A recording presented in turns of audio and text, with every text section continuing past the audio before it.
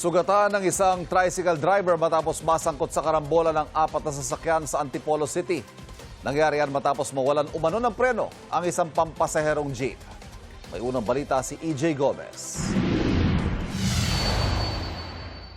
Normal ang takbo ng mga sasakyan sa Marcos Highway, Barangay Mayamot, Antipolo City, pasado 1:00 ng hapon nitong Miyerkules, nang biglang lumipat ng linya ang isang jeep at mabilis na bumuntot sa nasa unahang van. Tumama ito sa kaliwang likurang bahagi ng van. Ang jeep nagdire-diretso ng takbo. Sa isa pang CCTV video, kita ang jeep na sumalpok sa mga nakahintong sasakyan sa stoplight. Ang jeep nawalan umano ng preno ayon sa mga otoridad.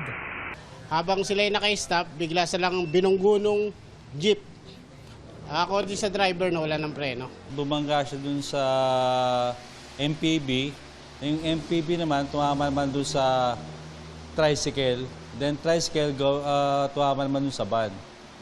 So, 4 na vehicle ang involved. Nagdulot ng matinding trapiko sa lugar ang insidente. Walang traffic eh.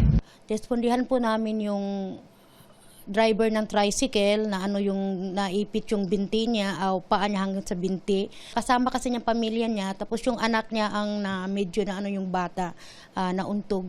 Walang pahayag sa media ang driver ng tricycle na nagpapagaling sa ospital. Sa lakas ng impact, nasira ang unahang bahagi ng jeep. Ang MPV naman, nabasag ang likurang windshield, nasira ang unahan at likurang bahagi at nayupi ang bumper.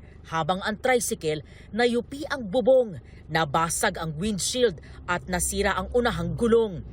Iginiit ng driver na nawala ng preno ang minamaneho ng jeep.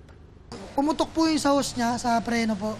Naisip ko po kanina, kung ibabangga ako sa tao, makakapatay po ako. Kaya ginawa ko, sa mga sasakyan ko na lang po binangga.